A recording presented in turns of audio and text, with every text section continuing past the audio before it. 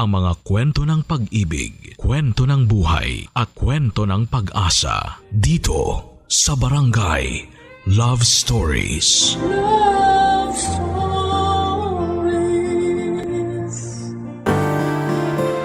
Marami sa atin ang mapagsamantala sa kahinaan ng iba, lalo na kung ito'y may kinalaman sa pamilya. Ngunit minsan ay nakakalimutan din nila na ang tadhana'y hindi palaging papabor sa kanila. Ikaw kabarangay, anong kahinaan mo ang ginamit ng ibang tao para saktan ka? Dear Papa Dudut, mapagpalang araw sa iyo at sa lahat ng mga nakikinig ngayon. Ako po si Ram, 46 years old na sa ngayon at dito na naninirahan sa Tarlac. Mahigit isang dekada na ako nagtatrabaho bilang land surveyor. At ang kwentong ibabahagi ko sa inyo ay nangyari lamang netong nakaraang taon. Hindi po ako umiinom ng alak pero meron po akong matinding bisyo. At yon ay ang pagsasabong.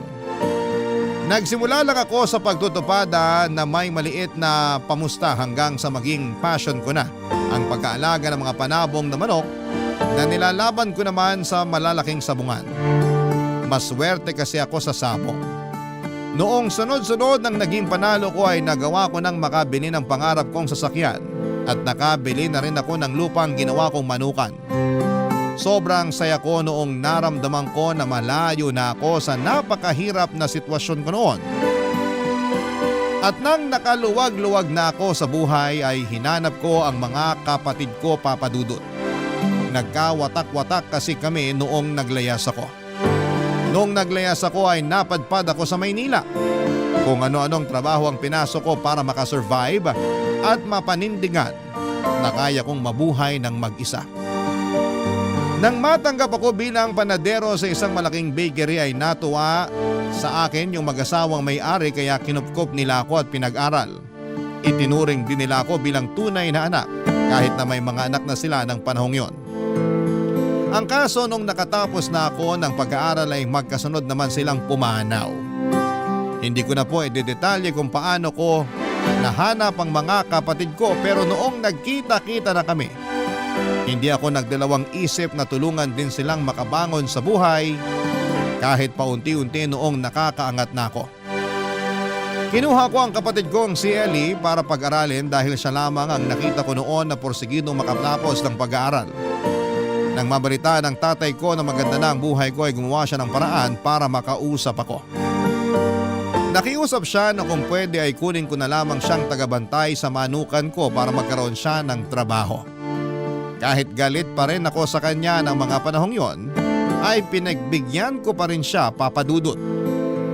Kung tama man o mali ang naging desisyon ko, ay hindi ko na yon inisip pa noon, Papa Dudut.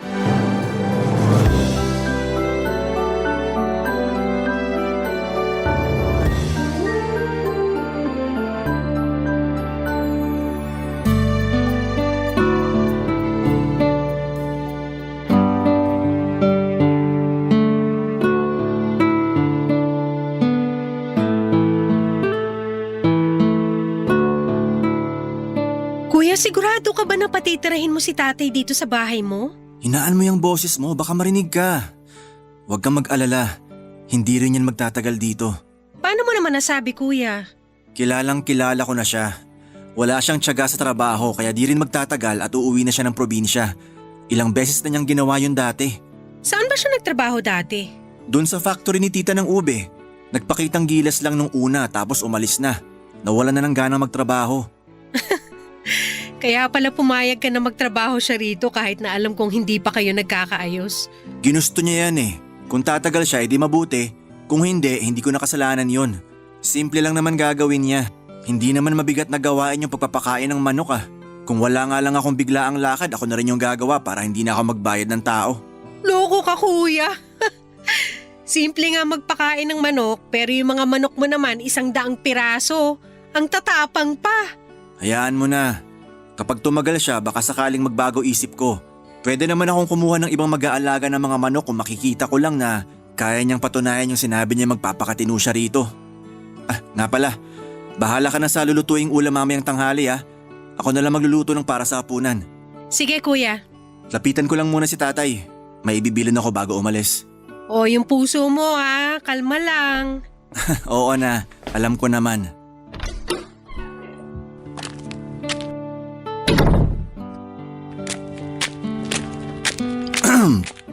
Tay, napakain na ba lahat ng mga manok? Hindi pa. Marami pa pala yung nando sa dulo. Hindi mo naman sinabi na ganito pala kalawak tong manukan mo.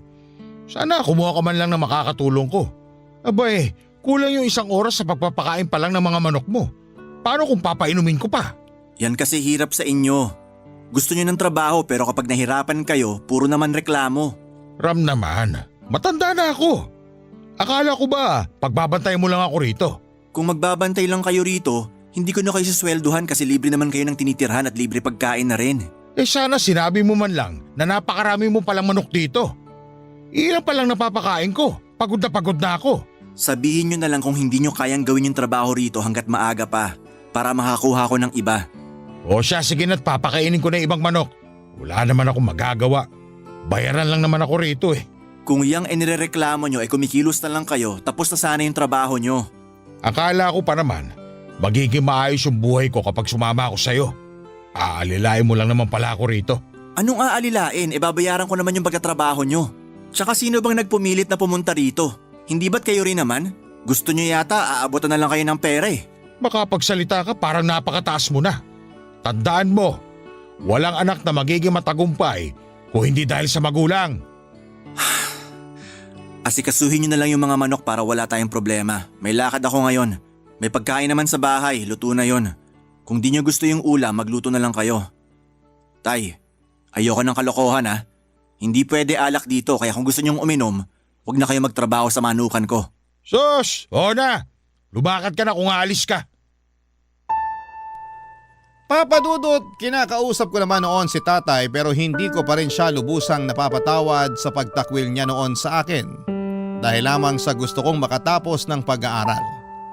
Pero hindi ko rin naman pwedeng itanggi na may malaking parte siya sa pagkatao ko. Pero kung tungkol sa kung ano ang naabot ko sa loob ng maraming taon, ang usapan ay wala siyang parte doon. Sariling sikap ko ang lahat. Pero mas minabuti kong hindi na lamang siya patulan sa salitang binitawan niya para hindi na lumalapa yung hindi namin pagkakaunawaan.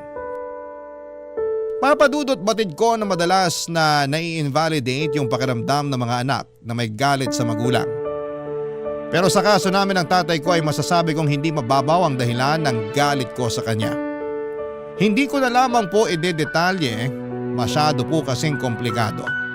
Pero mas lalo pang nadagdagan ang galit ko sa kanya nung inatake ako sa puso na muntik nang tumapos sa buhay ko. Akala ko talaga noon ay mawawala na ako nang sabihin ng doktor na 10% na lamang ang chance na makasurvive ako sa isasagawang surgery sa akin. Kaya bago ko ipasok sa operating room ay ibiniling ko kay Ellie na kontakin si tatay para ipaalam ang kalagayan ko noon. Pero sa halip na mag-alala sa akin si tatay ay sinabi niya lamang noon na sana raw ay matuluyan na lamang ako at wala na siyang pakialam kung ano man ang mangyari sa akin. Saka lang iyon sinabi ni Ellie sa akin noong tapos na akong maoperahan at mabuti na ang kalagayan ko. Nang makarecover ako ay nagkaroon naman ako noon ng bagong karelasyon na si Mary Ann. Mas matanda siya ng 1 taon sa akin. Naging pasyente rin sa ospital ang tatay niya at nasa parehong ward lamang kami. Kaya kami nagkakilala. Hanggang sa kinuha ko na ang number niya at nauwi sa ligawan ng madalas naming pag-uusap. Hindi ko pa kasama si tatay nung niligawan ko siya. Nang magkaroon na kami ng relasyon ay nakumbinsi ko na rin siya na magsama na kami sa iisang bubong. Papa Dudut.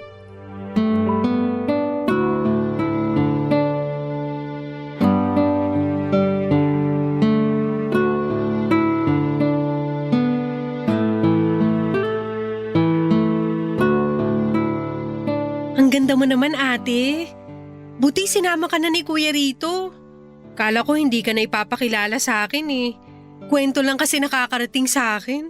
Naku, matagal na akong kinukumbinsi ng kuya mo na dito na tumira. Nabanggit niya nga na nauna lang daw ng ilang linggo yung tatay niyo. Nasan nga pala siya? Nandun sa kubo sa may manukan. Tambayan niya yon tuwing tanghali. Ilang taon ka na nga pala ate? Sure ako hindi kayo magkaedad ni kuya. Hindi talaga. Pero sa tingin mo, ilang taon na ako? Feeling ko nasa mid-30s ka na. Tama ba? Ikaw talaga, masyado mo naman akong pinapabata. 46 na ako. Wow! Talaga? Grabe ha! Hindi halata! Te, anong sabon mo? Regular soap lang, ano ka ba? Kayang-kaya namang ma-achieve yung ganito basta malinis sa katawan at hindi palaging nagpupuyat. Ayun lang.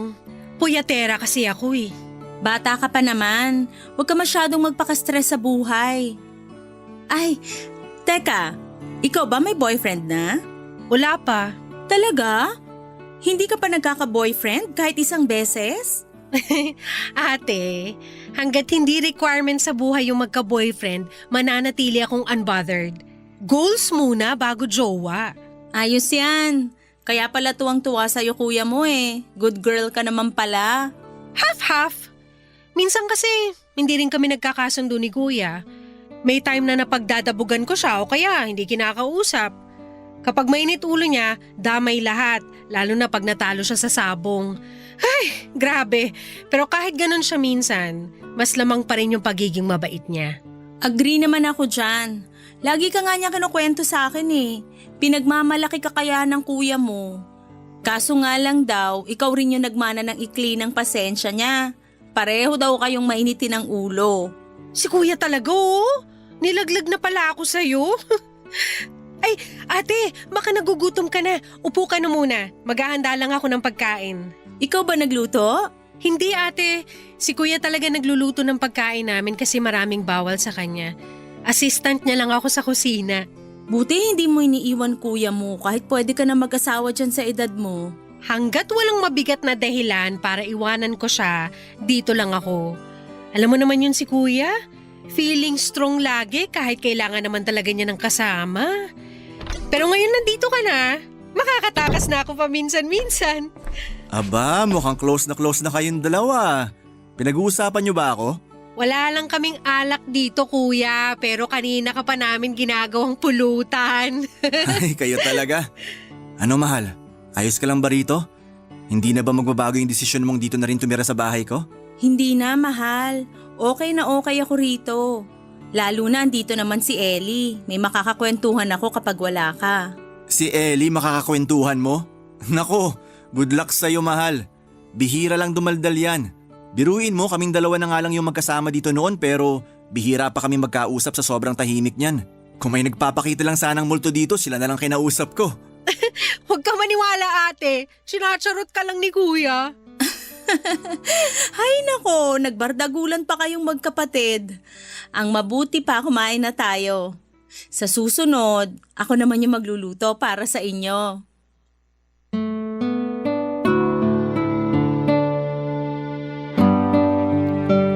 Papadudot mula nang dumating si Mary Ann sa bahay ay medyo nabawasan na yung tensyon sa pagitan namin ni tatay. Siya kasi ang gumagawa ng paraan para magkausap kami ng tatay ko. Lalo na kapag sabay-sabay kaming kumakain.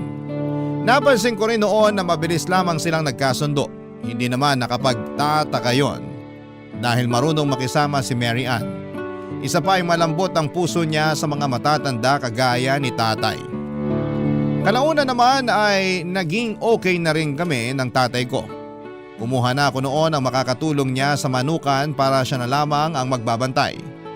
Marunong kasi siya pagdating sa mga manok kaya ipinagkakatiwala ko rin noon sa kanya, pati yung pagkokondisyon ng mga ilalaban ko sa sabong. Ang kaso, mag-iisang buwan na sana sa bahay si tatay nang bigla na lamang siyang nawala. Nag-alala kami noon dahil akala namin ay may masama nang nangyari sa kanya. Ni hindi man lang kasi siya nagsabi sa amin kung may pupuntahan siya. Hanggang sa nabalitaan ko na lamang na bumalik na pala siya sa Ilocos. Hindi na ako nagulat nang malaman ko yon dahil nagawa na rin niya yon sa mga nauna niyang trabaho, papadudot. Pero ang nagpagulat noon sa akin ay noong nalaman ko na may iniwan pala siyang pamilya roon. Itinago ni tatay sa amin ang tungkol sa kinakasama niya at sa 5 nilang anak. Ang masaklap pa noon, 5 taon pa lang ang panganay nila kaya hirap na hirap sa pag-aalaga ng mga bata ang kinakasama niya, Papa Dudut. Gusto kong magalit kay tatay pero hindi ko naman napigilang makaramdam ng awa sa mga anak nila. Kahit kasi pagbalik-balik ta rin pa ang mundo, ay kadugo ko pa rin sila, Papa Dudut. Barangay Love Stories. Barangay Love Stories. Papa Dudut, nagpadala ako ng pera noon para sa mga kapatid ko sa ama.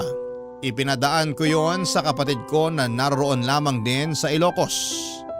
Ang problema noong hindi na ako nakapagbibigay ay nagdemand na ng pera si tatay. Nagalit siya sa akin at ipinamukhang dapat ko ring tulungan ang mga kapatid ko sa kanya. Pero imbis na magbigay ay huminto na ako sa pagpapadala ng pera para matuto silang dumiskarte kung paano bubuhayin ang pamilya nila. Aminin ko na inilihim ko kay Mary Ann ang tungkol doon. Ayaw ko kasing madamay pa siya sa problemang dinadala ko noon. Kaya naman minabuti kong hindi na lamang sabihin sa kanya ang tungkol sa pamilya ni tatay. Ilang buwan lang mula nang huminto ako sa pagtulong sa kanila ay nabalitaan ko naman na isa sila sa mga nasalanta ng bagyo. At gaya ng inaasahan ko ay muling humingi ng tulong sa akin ang tatay ko. Umuwi ako ng Ilocos para makita ang sitwasyon nila, Papa Dudut. Inalok ko sila na doon na muna tumira sa bahay ko pero ayaw pumayag ng kinakasama ni tatay. Kaya ang ginawa ko noon ay hinanapan ko na lamang sila ng pansamantalang matutuluyan habang nasa proseso pa ang application nila para sa pabahay. Si tatay naman ay sinadya kong isama ulit sa Tarlac para bumalik sa pagtulong sa akin sa Manukan. Kumuha na ako noon ang makakatulong niya para hindi siya mabigatan sa gawain. Buwanan ko siyang sineswelduhan para may maipadala siya sa pamilya niya. Mahigpit ang usapan namin na hindi siya pwedeng basta-basta na lamang umuwi. Pero ang hindi niya alam ay ginawa ko talaga yon para mailayo siya ng pansamantala at hindi na madagdagan pa ang anak nila, Papa Dudut.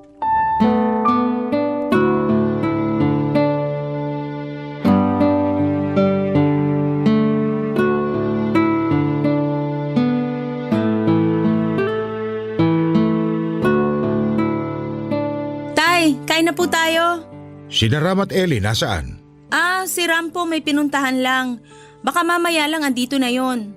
Si Ellie naman mamaya pa raw po kakain. Busy pa sa trabaho. Work from home kasi. Kung ganun, tayong dalawa lang pala yung kakain. Naku, sayang. Dami mo pa naman yatang niluto at mukhang masasarap pa. Si tatay talaga ng bola pa. Aba, hindi ako nang bobola, iha. Mula nga nung dumating ka rito palagi nang napaparami yung kain ko. Mukhang mananaba ako dahil sa'yo. Mabuti nga po yun kasi ang payat-payat nyo na. Kumain lang po kayo ng kumain. Kapag may gusto kayong ipaluto, sabihan nyo lang ako. Napakaswerte talaga sa'yo ng anak ko. Maswerte rin naman po ako sa kanya. Mabait si Ram sa responsabling kinakasama. Sana nga po magpakasal na kami. Hindi ka ba nagsiselo sa mga katrabaho niyang isinasama niya rito minsan? May mga babae ron Ang totoo, nagsiselos din naman po talaga ako. Pero trabaho naman yun Hindi ko naman pwedeng sabihin sa kanya na layuan niya yung mga katrabaho niya kasi nasa iisang team lang sila sa firm. Nako, kung ako sa'yo, babantayan ko siya. Lapitin ang mga babae si Ram. Baka magulat ka na lang, hindi na pala ikaw yung karelasyon niya. Ano pong ibig niyong sabihin? Wala naman. Masyado lang kasing lapitin ang mga babae si Ram. Pero naikipaglapit din naman siya, kaya siya nilalandi. Si tatay talaga Friendly lang talaga si Ram. Wag na po nating pag-isipan ng masama yun. Hindi ko naman siya pinag-iisipan ng masama. Sinasabi ko lang sa iyo yung mga napapansin ko sa kanya. Anak ko si Ram. Hindi ko siya gustong sira sa ibang tao. Lalo na sa iyo na mapapangasawa niya. Buo ang tiwala ko sa anak niyo, tay. Kaya hindi basta-basta masisira yon. Wala ka na bang naging karelasyon bago si Ram? Meron po, sobrang tagal na. Mga 5 taon na po. Talaga? Natiis mo na hindi ka nadiligan sa loob ng 5 taon? Oh, ayos ka lang? Ayos lang po ako. Nagulat lang ako sa tanong nyo. Mabuti nang diretsahan yung tanong. Pero wala naman sigurong masama ron, di ba? Karapatan ko rin namang kilalanin yung mapapangasawa ng anak ko. Hindi ko naman po minamasama yung tanong nyo. Pasensya na tay, nabigla lang po talaga ako. Ayos lang. Pero ano nga bang sagot mo ron? Hindi po ba masyadong personal yun? So, ikaw naman. Tatay mo na rin naman ako kahit hindi pa kayo ikinakasal ni Ram. Wag nyo na pong alamin yun tay. Kayo talaga. Kain na lang po tayo. Gusto ko lang naman malaman. Sa nakikita ko kasi sa'yo, mukhang matino ka namang babae. Pero malay ko ba, baka nasa loob ang kulo mo. Po? Kinikilatis lang kita ng mabuti. Ano nga palang trabaho mo? Sa ngayon po, wala na akong trabaho. Kasi pinag-resign ako ni Ram nung nagdesisyon siya na magsama na kami. Bakit? Ano bang trabaho mo dati? Teller po ako sa bangko.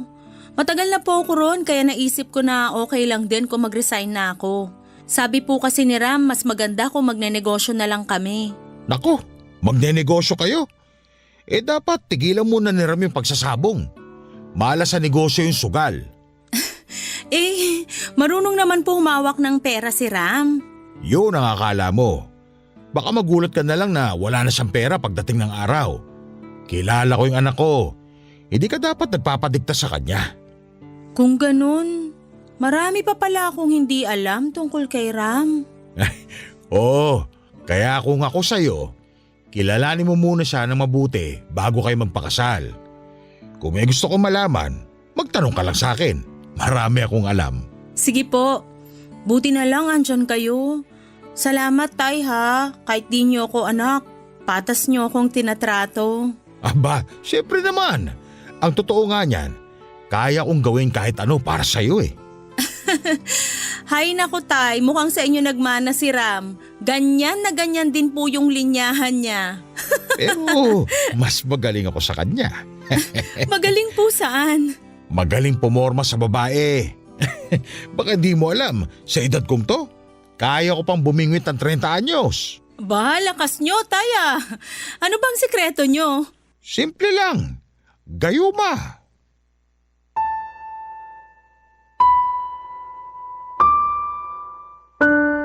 Papadudot, kararating ko lamang noong araw na yon pero hindi ako natuloy sa pagpasok sa bahay dahil narinig kong nag-uusap sina Tatay at Mary Ann. Hindi ko nagustuhan ang mga narinig ko. Kilala ko ang tatay ko lalo na kung paano siya pumorma sa isang babae. Ayaw ko mang pag-isipan ng masama ang pakikipaglapit niya kay Mary Ann ay hindi ko mapigilan ang sarili ko. Noong buhay pa kasi si nanay, ako mismo ang nakahuli kay tatay na may kasamang ibang babae na hinahalik-halikan niya habang naglalakad sila sa tabing kalsada. At hindi yon ang unang beses na nang babae siya dahil mga kapitbahay na mismo namin ang nagsusumbong kay nanay. Tuwing nasa bahay ako ay hindi ko binibigyan ng pagkakataon na makapag-usap ng matagal sina Tatay at Mary Ann. Batid ko naman na malambot ang puso ng mapapangasawa ko sa mga kagaya ni tatay pero hindi ko na nagugustuhan ang malisyosong tingin ng tatay ko sa kanya. May mga pagkakataon kasi na nahuhuli ko si tatay na pinapanood si Mary Ann kapag nagwawalis at nakatungo. Medyo nakikitaan na kasi siya sa mga sinusuot niyang damit. Pinagsabihan ko naman siya noong una pero nakasanayan na talaga niya ang pagsusuot ng mga damit na bitin sa tela. Hinayaan ko na lamang siya para hindi na kami mag-away pa. Pero isang araw papadudot ay hindi ko inaasahan ang isinumbong sa akin ng kapatid kong si Ellie. Nahuli niya raw si Tatay at Mary Ann na naghahalikan sa kusina noong araw na umalis ako para makipag-meeting sa mga katrabaho ko sa firm. Hindi ako naniwala noong una pero napag-isip-isip ko. Ni minsan ay hindi pa nagsinungaling sa akin ang kapatid ko at wala rin naman akong nakikitang dahilan para gawin niya yon sa akin. Kaya naman gumawa na lamang ako ng paraan para malaman kung totoo nga ba ang sinasabi ni Ellie, papadudot.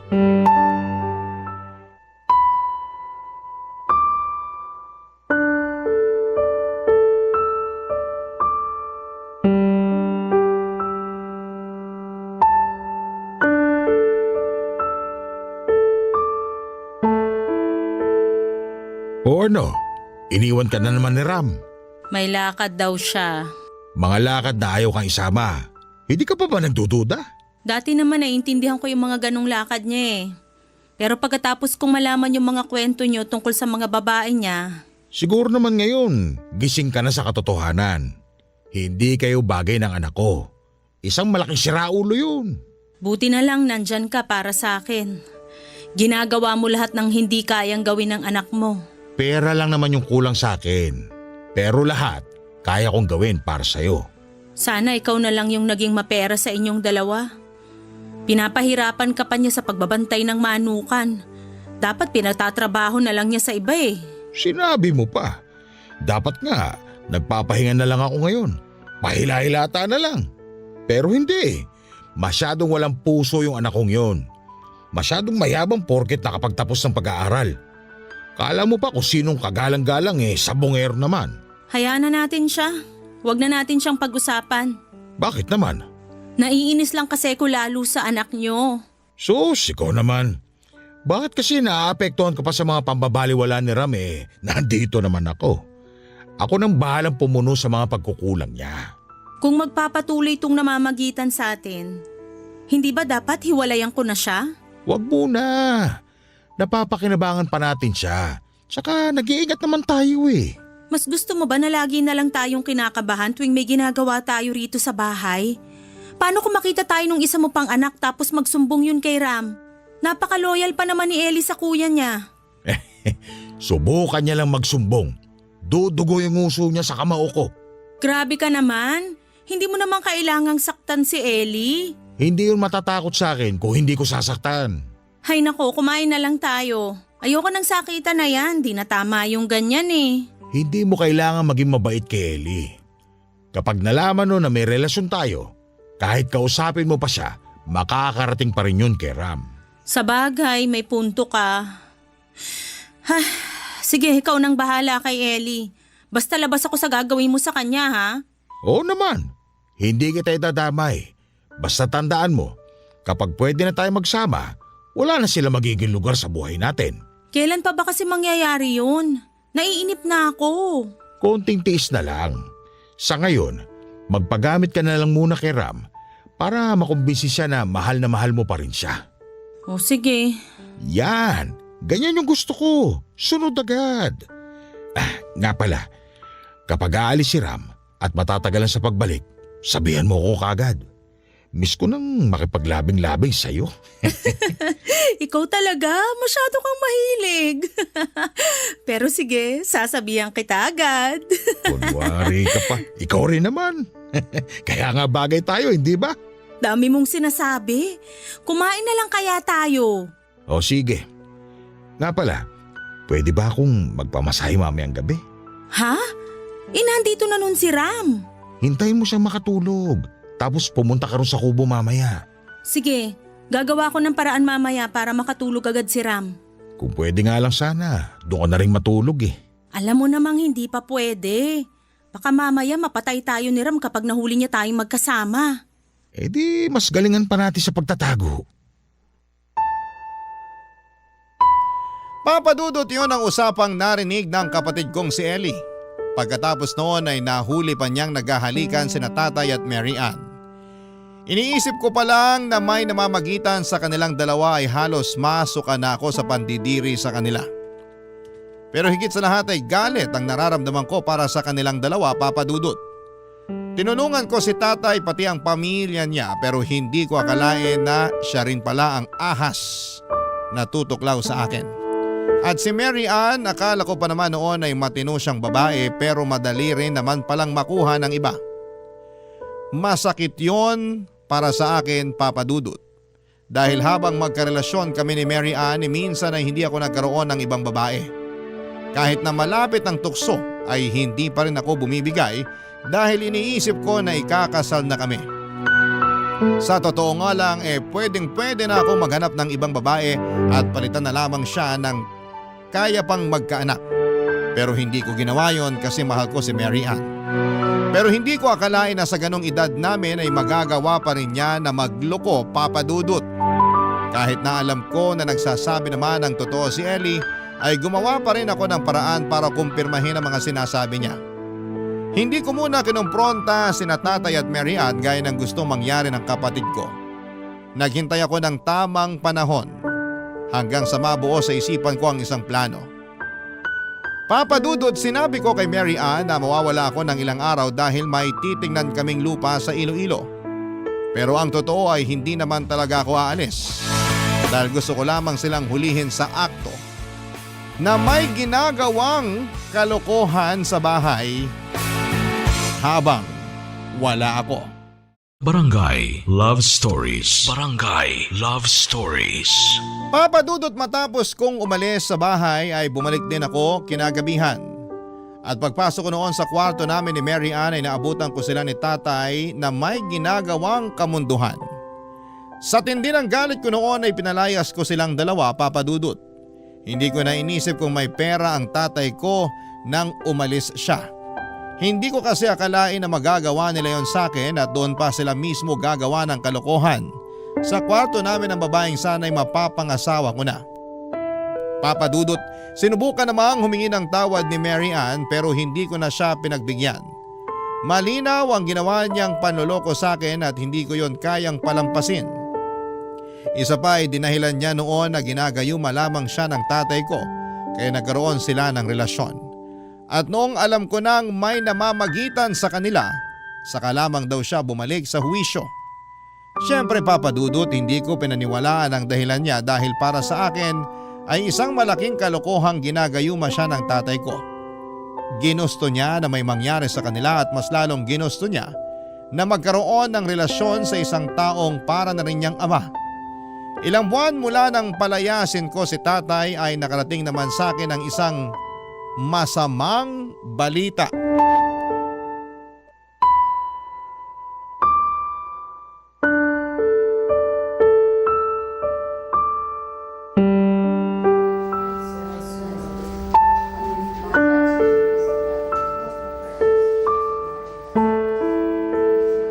Buti nakapunta ka.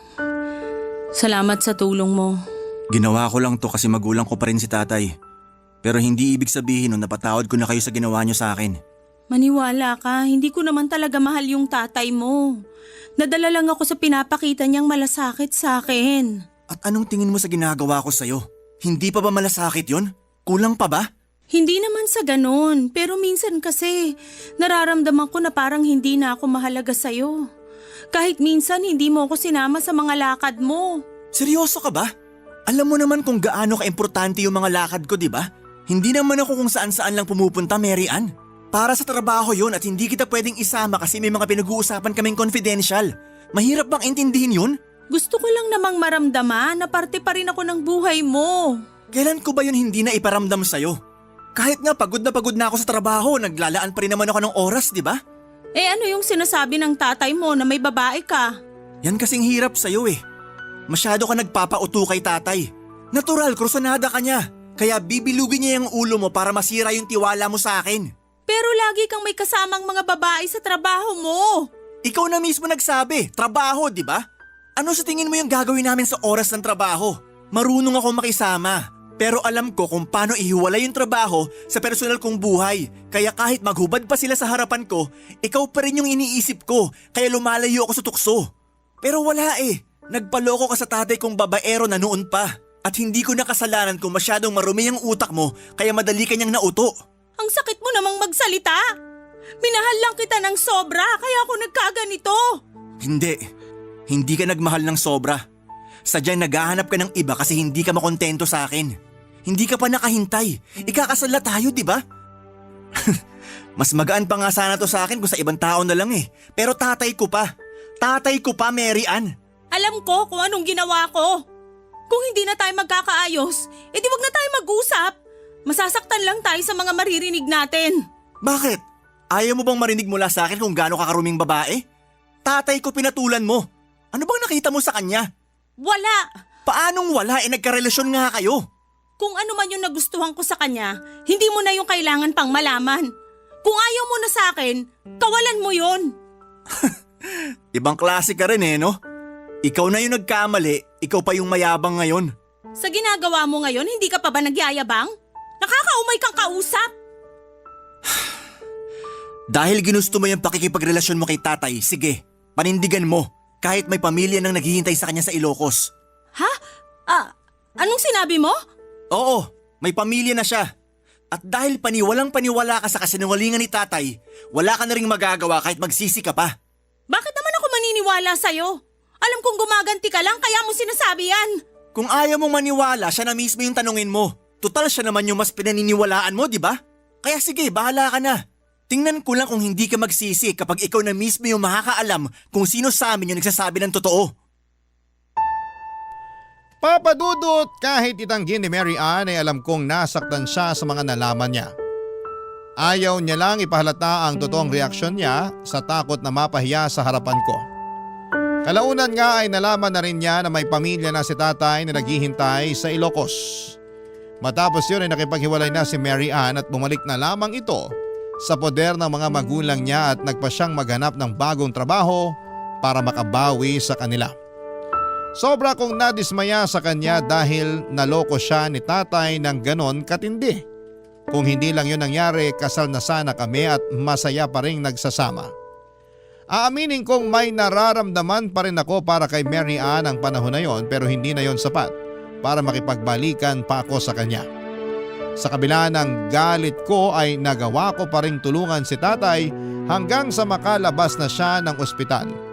Hindi ko naman siya kayang pabayaan na lamang dahil wala rin namang kakayahan ng mga kapatid niya na tulungan siya. Sinagot ko ang lahat ng gastos at inihatid ko na rin siya sa pamilya niya sa Ilocos. Pero nilinaw ko na hanggang doon na lamang ang kaya kong gawin para sa kanya bilang anak. Sa susunod na may mangyari sa kanya o sa pamilya niya ay hindi nila ako maaasahan pa, Papa Dudut.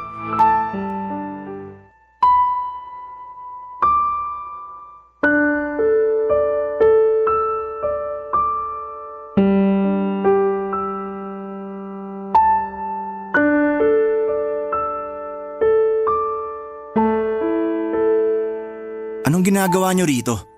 Anak, baka pwedeng dito na ulit ako magtrabaho.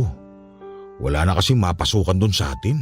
Hindi ko na problema yon. Natulungan ko na kayo. Hindi pa ba sapat yon? Magugutom yung mga kapatid mo. Kaya mo ba silang tiisin? Gusto ko lang kayo tulungan noon. Pero bakit parang bigla ko na lang silang naging responsibilidad ngayon? Sino bang may gustong magparami ng anak? Alam niyo naman na matandaan na kayo pero puro sakit sa ulo pa yung ginagawa niyo. Kapag nagka-problema naman, lahat na lang akin. Laging, Ram, tulungan mo naman kami. Nakakasawa rin, Tay. Alam kong galit ka lang ngayon dahil sa naging relasyon namin ni Mary Ann. Nakalipas na yun. Baka naman pwede mo nang patawarin ng tatay. Akala nyo ba ganun lang yun kadali? Sige na naman anak. Kahit para na lang sa pagiging ama ko sa'yo. Pagiging ama? Pagiging ama ba? Yung nakisalo ka rin sa mapapangasawa ko? Ang baboy nyo! Alam ko namang mali yung nagawa namin kaya ka nagagalit ng ganyan. Pero matanda na ako. Hindi ko alam kung hanggang kailan pa ako rito sa mundo.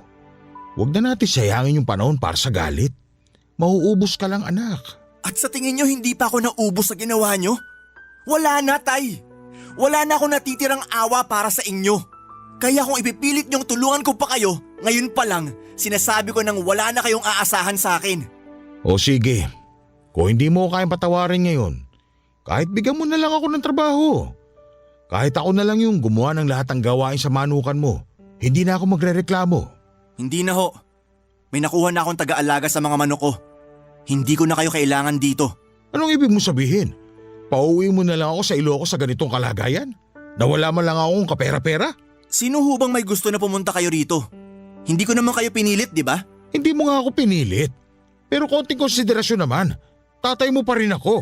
Wala akong tatay na kasing baboy nyo. Kaya kung ayaw nyong magkagulo pa tayo rito, umalis na lang kayo. Oh, Tay! Anong ginagawa niyo rito? Ano pa? E di nanghihingi na naman ng tulong. Trabaho naman yung hinihiling ko ah. Hindi ho ba kayo nakakaintindi? Tay, umalis na lang kayo. Baka mamaya sumama pa yung pakiramdam ni Kuya dahil sa inyo. Aya sige, magkampihan kayo magkapatid. Tutal, pareho naman kayong mayabang. Makala mo kung sino. Alam ko naman po na wala kayong magandang sasabihin sa akin. Pero yung ginagawa nyo kay Kuya Ram, Sobra na kayo eh. Sa dami ng naitulong sa inyo ni Kuya, nagawa niyo pa siyang traidorin? Hindi ko kailangan ng panunumbat mo. Sino ka ba para pakinggan ko? Wag na kayong babalik dito. Hindi na kayo katanggap-tanggap kahit bilang bisita ko na lang. Diyan na nga kayo. Wala naman pala akong mapapala rito. Buisit!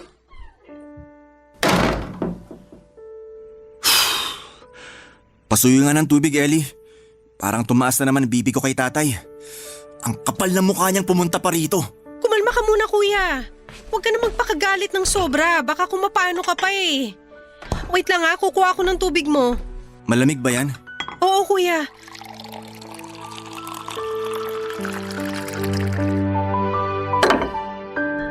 Oh, okay na ba to? Kapag kulang pa, kukuha na lang ako ulit.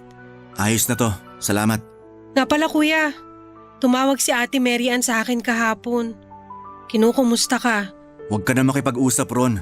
Baka gamitin ka pa para makipag-ayos ulit sa akin. Pagod na ako sa mga kagaya niya. Pasensya ka na, Kuya.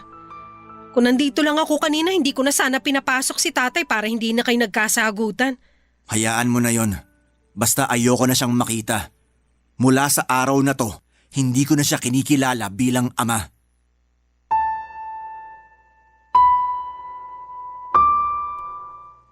Papadudot nung okay pa kami ni Mary Ann ay may mga pagkakataon talaga na pinag-aawayan namin yung pagsiselos niya sa mga katrabaho ko.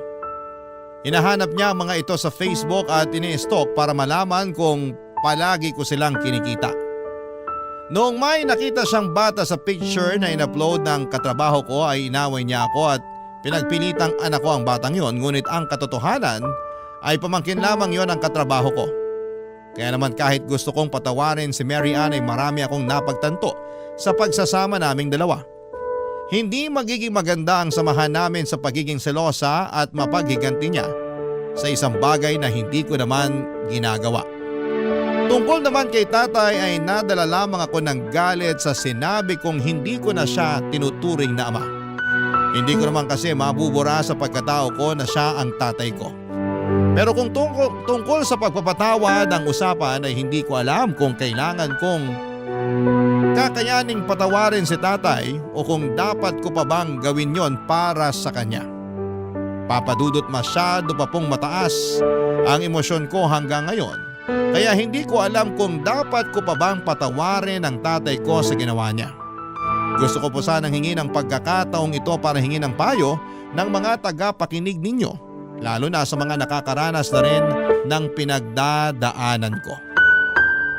Hanggang dito na lamang po ang aking kwento at maraming salamat po Papa Dudut at sa lahat ng bumubuo ng Barangay LS. The best po kayong lahat.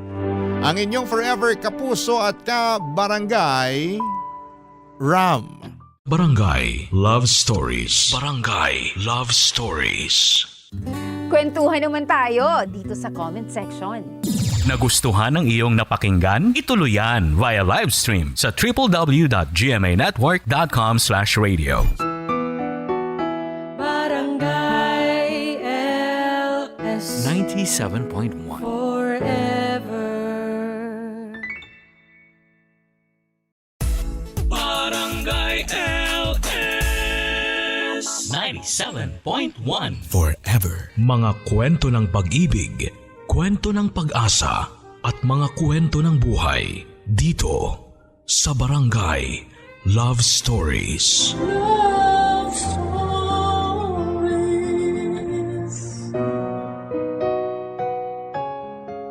Ang sabi ng matatanda, kailangan nating maging mabuting huwaran sa mga bata. Kaya lang minsan dala ng hindi maiiwasang sitwasyon at hindi kontroladong pagkakataon, nagiging masamang tao tayo. Ikaw, naranasan mo na bang pamarisa ng bagong henerasyon ang mga kasalanan na nagawa mo noon? Mahirap naman talagang maging perpektong tao at wala rin namang hindi nakagagawa ng pagkakamali sa atin. Kaya nga minsan bago natin husgahan ang ating kapwa ay matuto muna tayong manalamin. Mga kapusang storyang tampok natin para sa araw na ito ay galing sa ating letter sender na si Susan, na kung kailan naman naisip niyang magbagong buhay na ay saka pa siya mumultuhin ng kanyang kahapon sa katauhan ng kanyang anak na si Shamara. Handa ka na bang makarelate sa kanya? Alamin natin yan sa mga kwento ng pag-ibig, buhay at pag-asa. Dito sa Barangay Love Stories number 1. Dear Papa Dudut, ngayon pa lamang ay nais ko na magpasalamat sakaling mapili ninyong itampok ang storya ng buhay ko. Kilalanin niyo na lamang po ako sa pangalang Susan. 45 years old, taga Novaliches at kasalukuyang unemployed dahil pansamantalang natigil ang operasyon ng patahian na pinagtatrabahuhan ko noon dahil sa pandemic.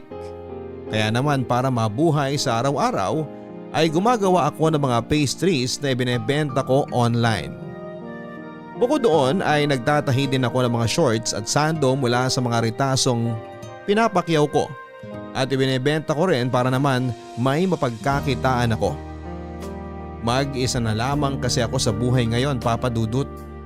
Matapos kong palayasin sa pamamahay namin ang kaisa-isa kong anak na si Shamara. Palibhasa 5 buwan na ang nakakalipas nang magkaroon kami ng matinding pagtatalo na nauwi nga sa tuluyan naming paghihiwalay ng landas. Aaminin ko na sariwa pa rin sa akin magpahanggang sa ngayon yung sakit at pagkamuhi ko sa sarili kong anak nang dahil nga sa skandalong kinasangkutan naming mag-ina. Subalit bago ko yon banggitin ay nais ko munang ikwento ang tungkol sa aking kabataan at kung bakit masasabi kong hindi rin ako naging mabuting huwaran sa anak ko. Papa Dudut, 19 years old pa lamang ako nang magrebelde sa mga magulang ko. Sa edad kong yon ay na-engage ako sa premarital sex. Hindi niyo ako masisisi dahil sa bagay na yon na lamang ako nakakaranas na maging masaya. Palibhasa, lumaki ako sa isang abusado at magulong pamilya. Sa katunayan, lasinggero at basagulero ang tatay ko samantalang sugarol at chismosa naman ang nanay ko. Kaya nga lumaki rin akong walang direksyon sa buhay at pariwara.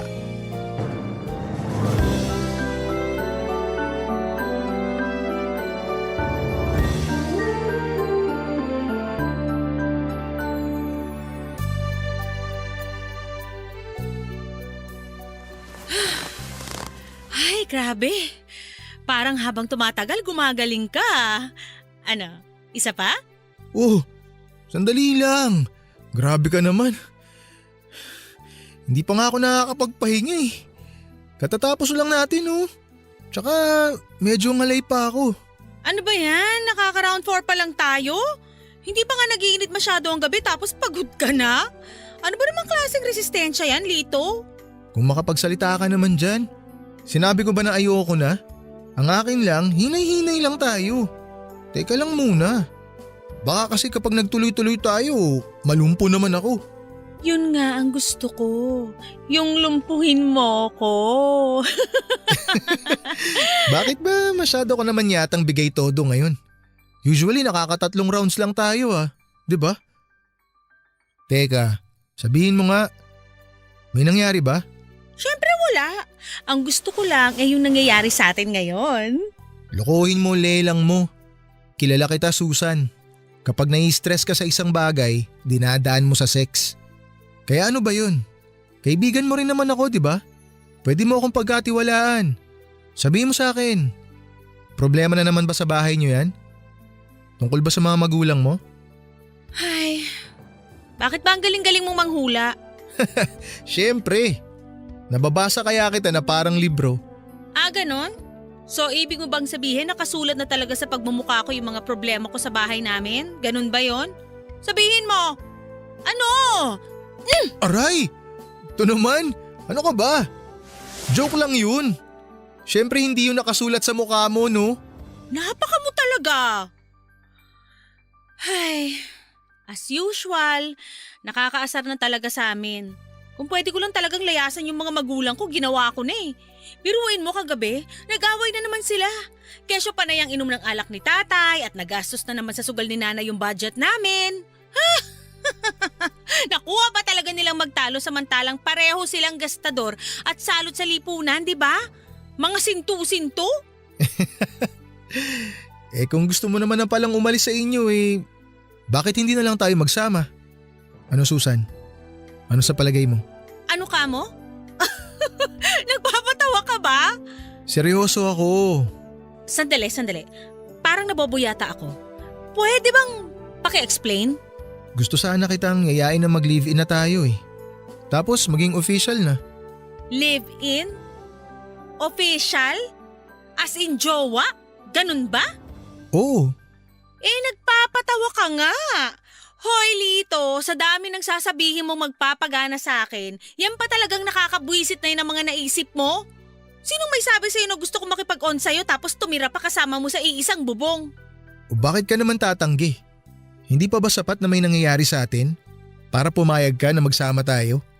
Tsaka ayaw mo ba nun? Makakaalis ka na sa bahay nyo. Maiiwan mo na ang mga magulang mo. Baka nakakalimutan mo, nag-aaral pa ako. Kahit ganun yung mga magulang ko, hahabulin ako nun ng itak kapag nalaman nilang may boyfriend ako. Saka sino bang may sabi sa'yo na gusto kong makipagrelasyon sa'yo? Sorry, hindi naman sa gusto kong ipahiya yung pagkalalaki mo. Pero wala pa talaga sa isip ko ngayon ang pakikipagrelasyon. Kaya halikan mo na lang ako, tapos simulan na natin ang round 5. Ano? Dali na, nakabuka ka na ako.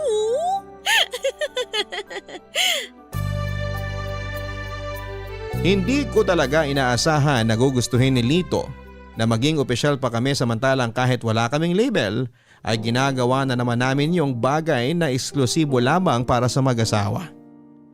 Naisip ko nga noon, ano pa kayang kulang? Na ang kinanya ang katawan ko, pati ba naman ang buhay ko ay gusto pa niyang panghimasukan.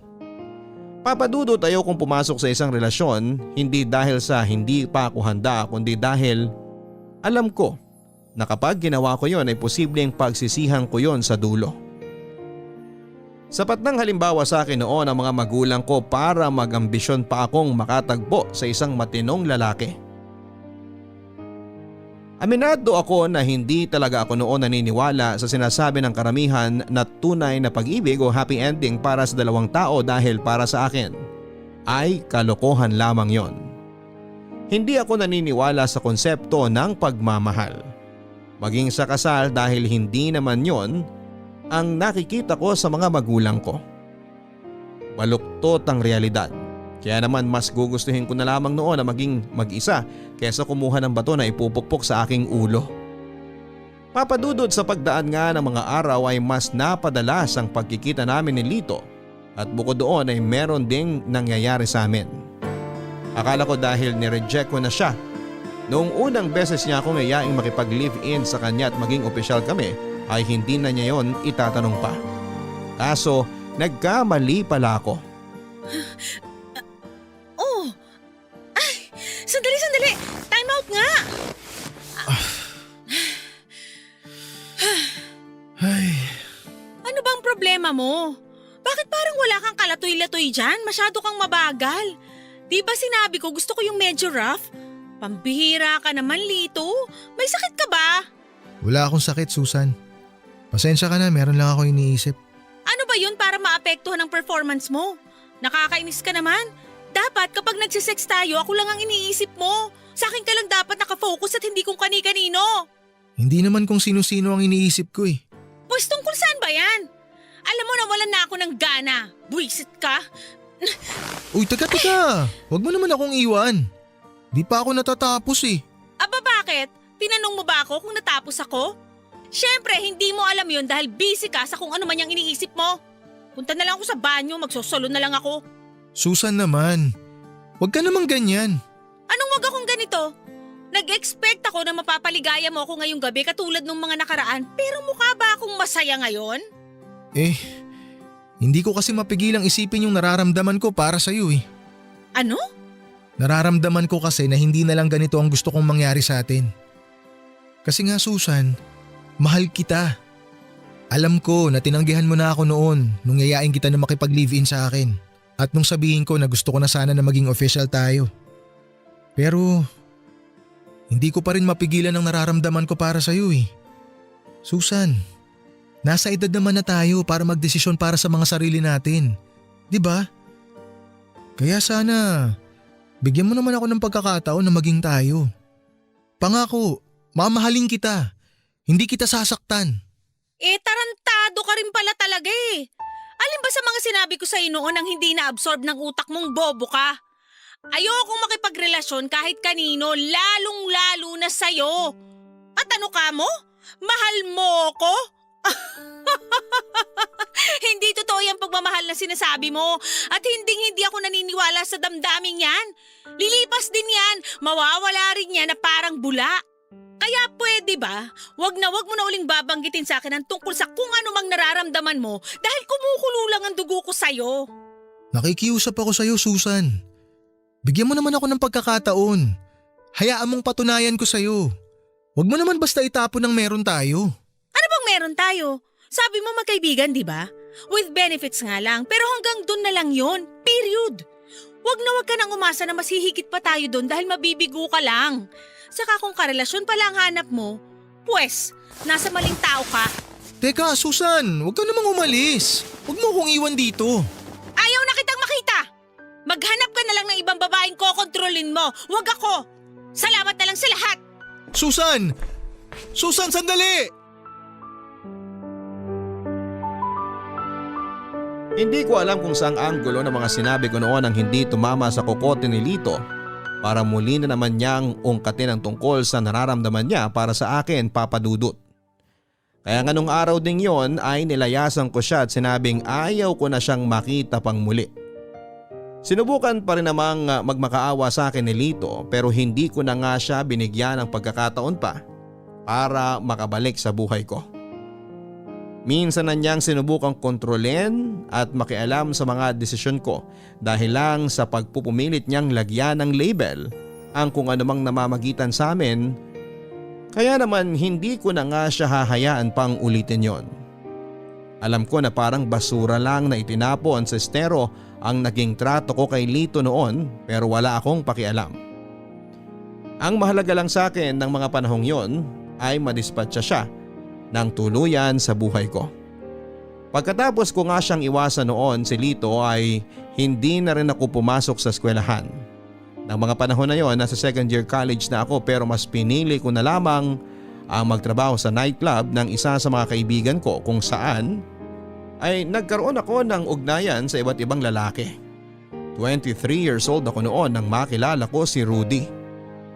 Barangay Love Stories. Barangay Love Stories. Ang mga Kapuso shows mapapanood at mapapakinggan din abroad via GMA Pinoy TV, GMA Live TV at GMA News TV channels. Para mag-subscribe, visit www.gmapinoytv.com. Follow us at GMA Pinoy TV on Facebook, Twitter, Instagram, YouTube, Viber, and TikTok for the latest updates on Kapuso programs, artists, events, promos, and more. Salamat, Kapuso! Barangay Love Stories. Barangay Love Stories. Papa Dudut, ang sarap pala sa pakiramdam na maging malaya.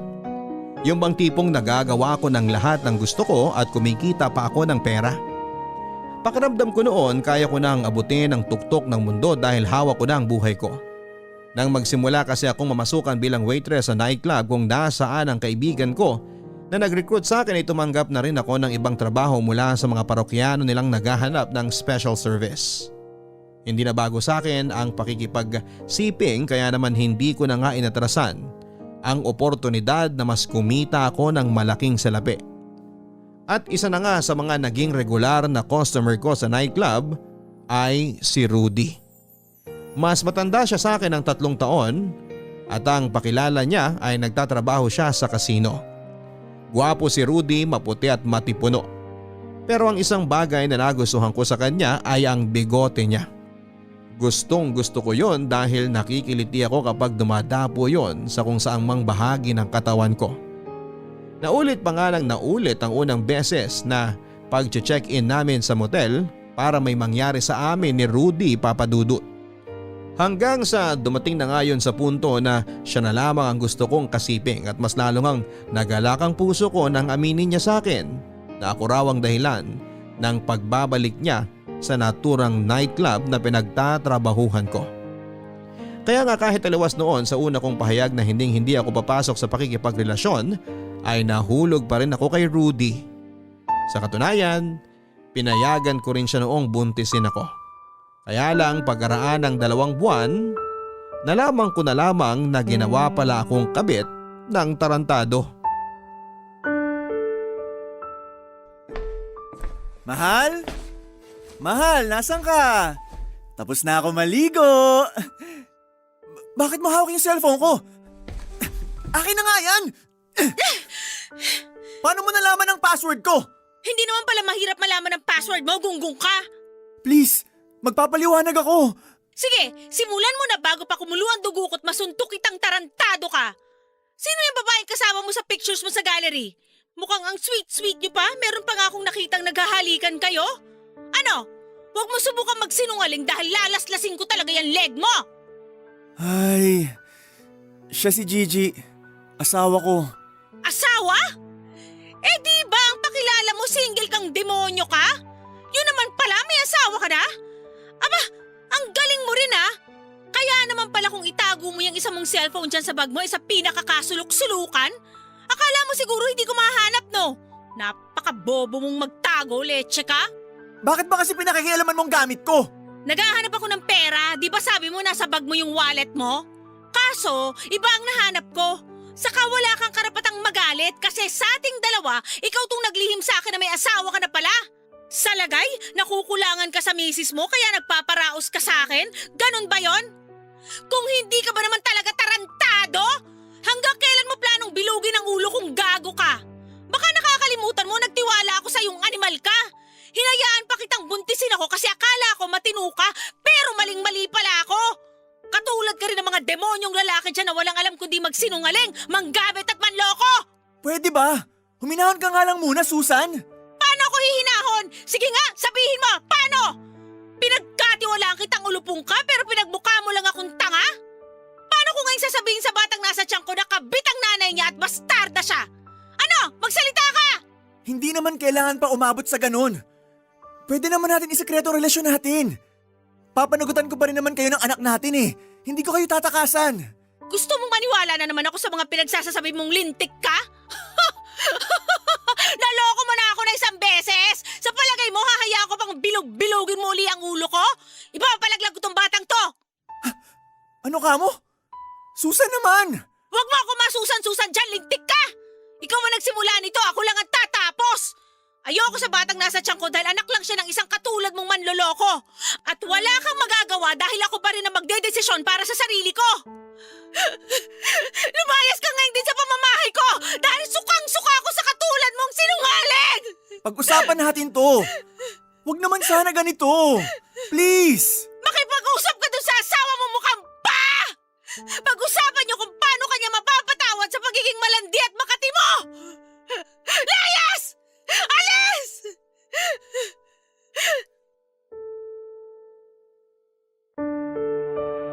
Ang sakit-sakit palang pagmukaing estupida ng taong pinagkakatiwalaan mo ng husto, Papa Dudut.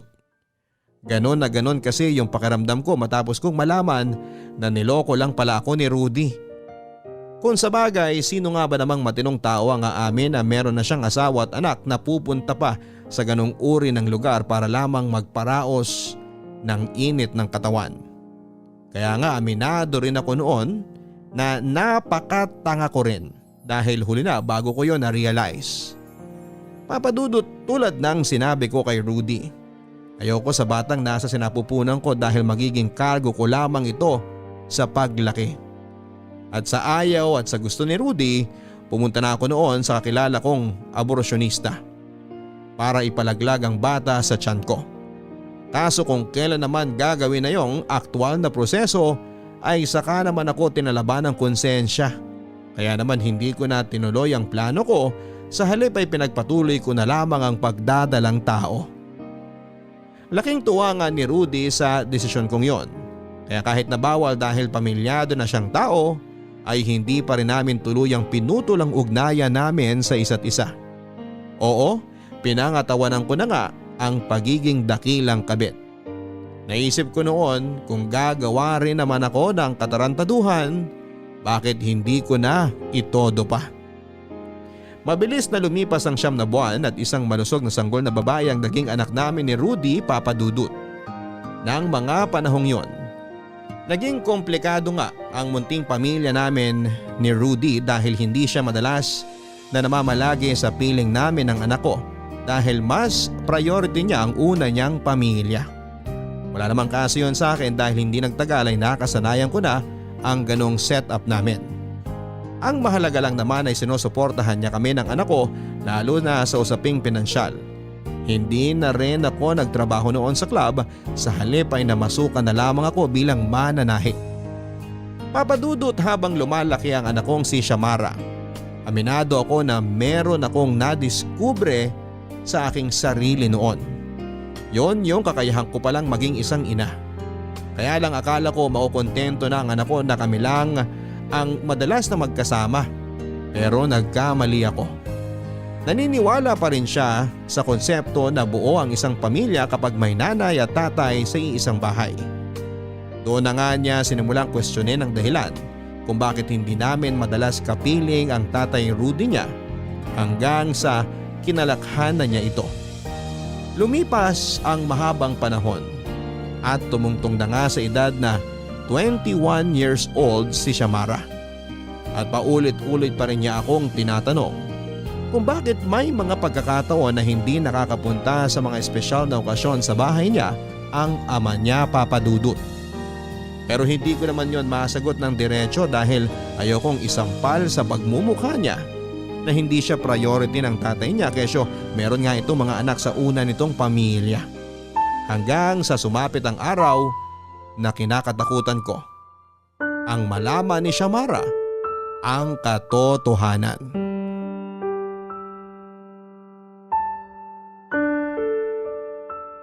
Anong sinabi mo? Bakit ka kamo hindi makakapunta? Di ba nag-confirm ka na last time? Rudy naman! Ano na lang iisipin ni Shamara? Alam ko naman yun. Kaya nga, humihingi ako ng pasensya. Bigla kasing nagbago yung petsa ng graduation ng anak namin ni Gigi. Alam nga namang hindi ako umattend. Sigurado magtatampo naman yung mag-ina ko. At ano sa palagay mo mararamdaman ng anak natin kapag nalaman niyang hindi na makakapunta sa graduation day niya ang tatay niya? Baka nakakalimutan mo, hindi lang yung anak niyo ni Gigi ang importante at dapat mong pagtuunan ng atensyon.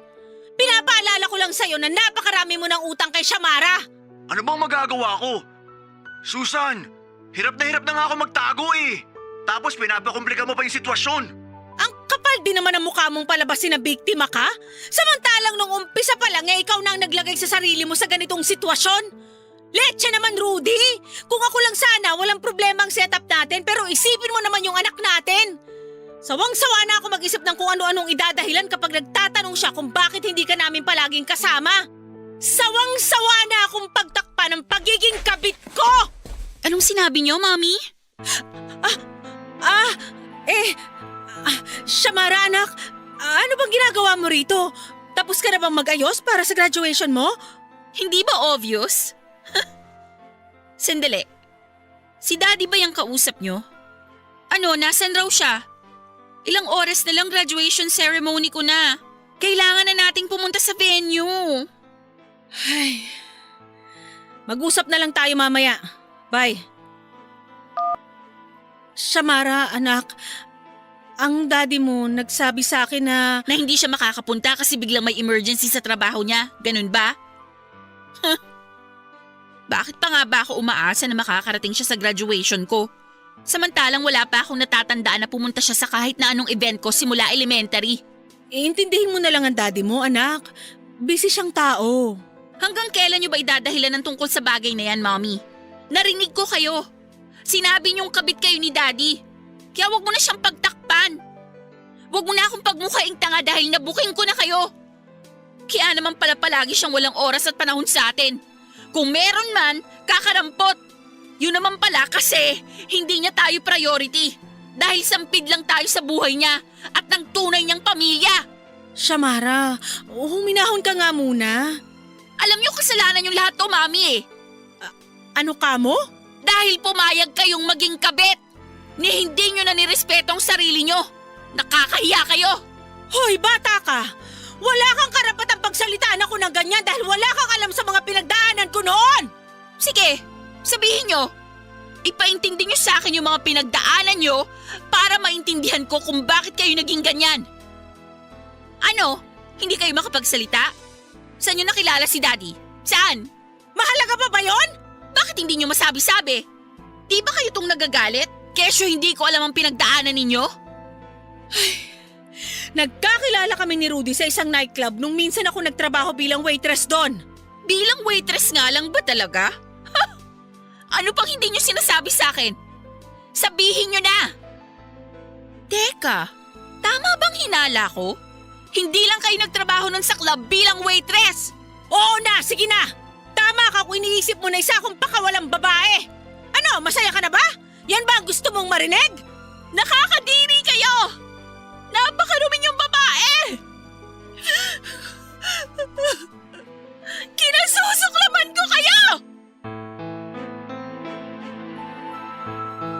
Hindi yun ang unang beses na nagtalo kami ng anak kong si Shamara dahil habang nagkakaedad siya ay parang nakikita ko sa kanya ang sarili ko noon, Papa Dudut. 21 years old pa lamang siya pero matatas na siyang sumagot-sagot sa akin at mas lalong ang naging malakas ang loob niyang lapastanganin ako bilang nanay niya. Matapos niyang malaman na pareho kaming sampid sa buhay, may pamilya ang Daddy Rudy niya. Masakit para sa akin na sumbatan at pagsalitaan ang hindi magaganda ng sariling anak. Pero pakiramdam ko ay deserve ko ang bawat katagang punong-puno ng galit at pagkamuhi na sinabi sa akin ni Shamara noon, Papa Dudut. Pakiramdam ko kasi ay hindi ako naging mabuting huwaran sa kanya bilang isang nanay. Dahil sa mga kasalanan namin ng tatay niya. Kaya nga hindi ko na rin napigilang kamuhian at sisihin ang sarili ko ng mga panahon na yon. Papa Dudut, akala ko ay hindi magtatagal ang pagtatampong yon sa akin ni Shamara. Akala ko pagkalipas ng ilang araw ay magkakabati rin kami katulad noong kapag nagtatalo kami o may hindi pinagkakasundo ang bagay, subalit nagkamali pala ako. Lumipas ang ilang araw at linggo, napansin ko na lamang na hindi na madalas umuwi sa pamamahay namin ng anak ko. Kung umuwi man siya, nandyan yung lango siya sa alak. Sinasaway ko siya at pinagsasabihan pero madalas niya akong pagdabugan o di kaya ay pagsarhan ng pintuan ng kanyang kwarto. Nang mga panahong yon ay tuluyan na nga rin kaming tinatuan ni Rudy bilang mag-ina niya. Matapos mabuking ng asawa niyang si Gigi ang pagkakaroon niya ng anak sa ibang babae, Papa Dudut. At lalong kumulo ang dugo ni Rudy nang malaman niya ang kagagawa ng magaling naming anak na si Shamara ang pagkakabuking niya. Paano ba naman, matapos malaman ng anak namin ang tungkol sa pagiging kabit ko ay bigla na lamang itong sumulpot sa pamamahay ng unang pamilya ni Rudy. Dalang mga ebidensyang nagpapatunay na bunga siya ng pagiging makasarili at walang hiya namin ng tatay niya. Ni sa hinagap ay hindi sumagi sa isipan ko na mas magiging malala pa sa akin si Shamara. Para bang mas pinapatunayan pa niya sa akin na numero 1 siya pagdating sa pagrebelde kumpara sa akin noon.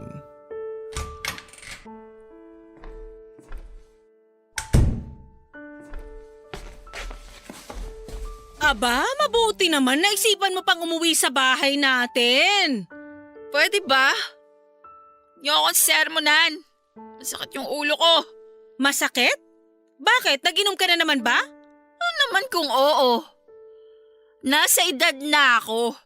Kaya hindi nyo na ako dapat pagbawalan pa. Graduate na ako ng college. At kasalukuyang nagtatrabaho. Nakalimutan nyo na ba? Karapatan kong gawin ang gusto ko. Hindi ko nakakalimutan ang tungkol sa mga bagay na yon. Pero hindi ibig sabihin sisirain mo na ang buhay mo. Kakasimula mo palang magtrabaho tapos ganyan ka na? Bakit? Di nyo naman perang ginagastos ko panginom, di ba? Kaya bang kinakagalit nyo? Kayo nga kapag nagiinom, di ko kayo pinapakialaman. Tapos kapag ako, todo silip kayo? Ay sumusobra ka na talagang bata ka ha? Baka nakakalimutan mo, nanay mo pa rin ako! Nanay nga kita.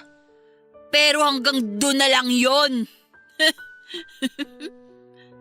Alam mo, sa totoo lang, Maski tawaging nanay kayo, sukang-suka ako. Anong sinabi mo? Gaga kang bata ka? O sige, saktan niyo ako. Sige! Di ako natatakot sa inyo. Alam niyo ba, masaya pa akong nakikita kayo sa pamamahay natin? Kala niyo ba proud akong maging nanay kayo? Kasalanan mo kung bakit kinalimutan na tayo ni Daddy. Kahit kasi sinong lalaki, hindi pipiliing makasamang tulad mo! Sinabing tumahimik ka na! Sobra ka na kung makapagsalita sa akin, Shamara! Ano bang palagay mo sa sarili mo, malinis? Perpektong tao? Sa palagay mo kung may pagpipilian ako nun, hindi ko gugustuhin mapunta sa ganitong sitwasyon? Meron ka namang pagpipilian! Pero hindi mo piniling maging matuwid. Kung hindi ko pa noon narinig ang usapan niyo ni Daddy, kailan mo planong tumigil sa pagiging kabit niya? Para sabihin ko sa'yo, wala nang namamagitan sa amin ng tatay mo. Hindi ko na siya mahal at ganun din siya sa akin, kaya wag na wag mo akong pagsasalitaan ng ganyan. Hoy, Shamara! Matanda ka na kaya dapat naintindihan mo na ang sitwasyon. Kaso sa nakikita ko, para ka pa rin bata ako mag-tantrums dyan! Kahit kailan, hindi ko kayang intindihin yung sinasabi mong sitwasyon. Wala ka na magagawa dahil baluktot ang realidad na inaakala mo. Hindi palaging nangyayari sa tunay na buhay ang mga magagandang bagay na napapanood mo sa pelikula at nababasa sa libro. Kaya kesa patuloy mong iyakan ang masalimuot na bagay sa pamilya natin, simulan mo na lang itong tanggapin. Ikaw din ang mahihirapan kung patuloy mo pa rin ipipilit ang hindi pwede. Sa kabilangan ng konsumisyon at sunod-sunod na problema ko sa anak kong si Shamara, hindi pa rin ako pinabayaan ng Diyos na mag-isang harapin ang pagsubok sa buhay ko ng panahon na yon, Papa Dudut. Papa Dudut dahil nakilala ko nga si George. Nagkataon naman na bagong cook siya sa kantin ng pinagtatrabahuhan kong garment factory at malimit na sa kanya ako nakakapaglabas ng sama ng loob at hinaing tungkol sa personal kong buhay. Hindi rin lingid sa kaalaman niya ang isyu ko kay Shamara at kay Rudy. At kahit nasa gulang niya noong 33, hindi hamak na mas bata sa akin ng 10 taon dahil nasa 40 years old na ako ng panahon na yon, ay hindi pa rin naging hadlang ang mga edad namin para magkaroon kami ng koneksyon sa isa't isa ni George. Na di nga nagtagal ay lumalim at nauwi sa pag-iibigan ang aming pagkakaibigan.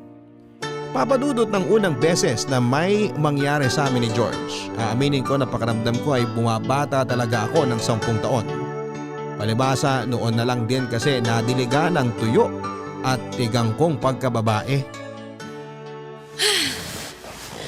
Alam mo, namiss ko tong pakiramdam na to.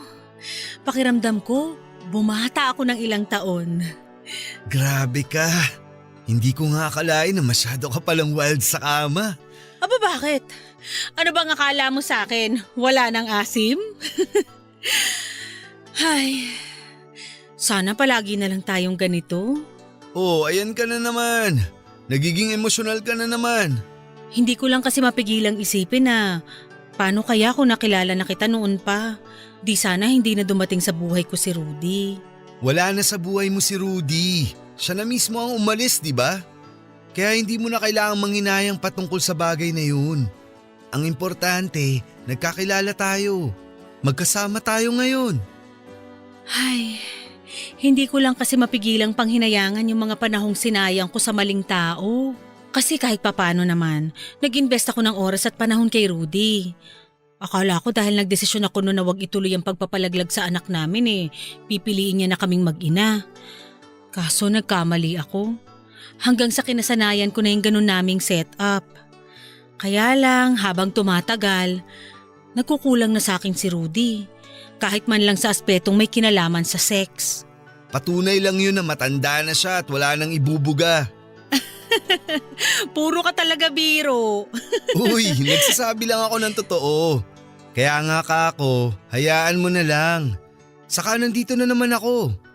Hayaan mo. Lalo kitang pababatain. Thank you, George. Kasi dumating ka sa buhay ko. Hindi pa rin ako pinabayaan ng tadhana na masiraan ang ulo dahil sa konsumisyon ko sa anak ko. Kasi nga, nandyan ka. Wala yun. Ako nga dapat ang magpasalamat sa'yo dahil pinansin mo ang pagpapapansin ko. Nga pala, tungkol naman dun sa anak nyo ni Rudy, malaki na siya, Susan. Sigurado bukas makalawa, makaka-get over din siya sa pagtatampo niya sa'yo. At titigil na rin siya sa pagtatantrums niya. Alam ko naman yun, kaso sa nakikita ko kay Shamara, mukhang malabo pang mangyari yung sinasabi mo. Parang hindi ko pa nakikitang mangyayari yan.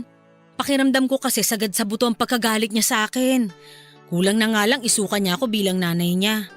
Alam mo, pinipilit ko lang magpakatatag at maging matapang sa tuwing nag-aaway kami pero durog na talaga ang kalooban ko. Ayokong nakikitang nagagalit sa akin ang anak ko dahil mahal na mahal ko siya. Alam mo, hindi ko maintindihan si Shamara. Bakit ba siya nagagalit sa'yo ng gusto? Samantalang hindi mo naman siya pinabayaan nun bilang nanay niya, di ba? Kung ako sa kanya, magpapasalamat pa ako sa mga ginawa mo simula bata siya. At kung may dapat man siyang kamuhian, yun yung tatay niya na nang iwan sa inyo. Ay, alam mo may punto ka. Hindi ko dapat hinahayaang tratuhin ako ng gano'n ni Shamara dahil ako pa rin ang nanay niya. Ganyan nga. At wag din nating hayaang masira nila ang gabing to na para sa ating dalawa. Ano ba? May kiliti ako dyan. Nahuli ko rin ang kiliti mo.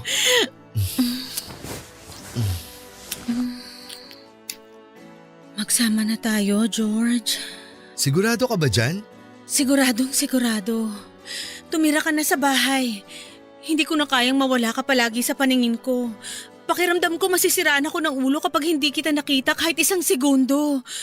Kung yan ang gusto ng mahal ko, sino ba naman ako para tumanggi, di ba? Kaya mamaya na lang tayo mag-usap. Halikan mo na ako.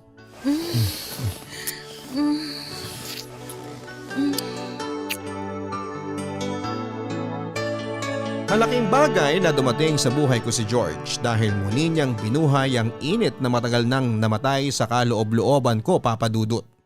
Kaya nga kahit pinapasakit ni Shamara ang ulo ko, pinapasarap naman ni George ang bawat gabi ko. Doon na nga rin kami nag-decide na magsama sa isang bubong pagkaraan ng ilang buwan naming pagiging magkasintahan. Sa apartment na tinitirhan naming mag-ina ko ibinahay si George dahil ng mga panahon na yon ay wala naman siyang sariling tinutuluyan. Sa madaling sabi, naging sugar mommy din ako ni George dahil sa mga pera at regalong gamit na ibinibigay ko sa kanya. Sa edad kong yon ay hindi ko naakalain na muli akong mai-in love. Na muli akong magmamahal at makakaranas na mahalin pabalik. Bagaman bago naman akong muling pumasok sa pakikipagrelasyon ay sinigurado ko munang walang sabit si George katulad ng demonyong si Rudy. Barangay Love Stories. Barangay Love Stories. Ang mga Kapuso shows mapapanood at mapapakinggan din abroad via GMA Pinoy TV, GMA Live TV at GMA News TV channels. Para mag-subscribe, visit www.gmapinoytv.com. Follow us also at GMA Pinoy TV on Facebook, Twitter, Instagram, YouTube, Viber, and TikTok for the latest updates on Kapuso programs, artists, events, promos, and more. Salamat, Kapuso! Barangay Love Stories. Barangay Love Stories. Dahil nga sa madalang na pag-uwi sa bahay ng anak kong si Shamara ay mas nagkaroon kami ng kalayaan ni George na gawin ang mga bagay na gusto namin. Lalong-lalo na nga ang tungkol sa usaping pagsisiping. Nandyan yung sa kung saan saang bahagi ng pamamahay may nangyayari sa amin. At noon ko lang naranasang maging masaya at makumpleto ang pagkababae ko, Papa Dudut. Hanggang isang araw ay naabutan kami ni Shamara na may milagrong ginagawa sa sofa ng sala namin. Pero imbes na magkaroon ng sigawan o kahit na anong drama, tiningnan lang kami ng anak ko na para bang diring-diri siya sa amin. Nang mga sandaling yon ay nagbihis lang kami kaagad ni George at matapos noon ay formal ko na nga siyang pinakilala sa anak ko bilang boyfriend ko. Papadudot, sarkastiko lang noong natawa si Shamara at sinabihan ako na habang tumatanda raw ako ay palala ako ng palala. Siyempre nagalit ako dahil pinahiya niya ako sa harap ng boyfriend ko, pero bago pa kami magkagulong mag-ina ay inawat na kami ni George. Nagdaan pa nga mga araw, mas naging malayo kami sa isa't isa ni Shamara. Pero sa kabila ng lahat ay sinubukan ko pa ring magpakananay sa kanya.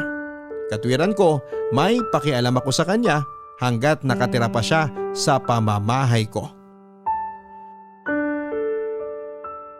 Shamara, bakit madaling araw ka na naman umuwi?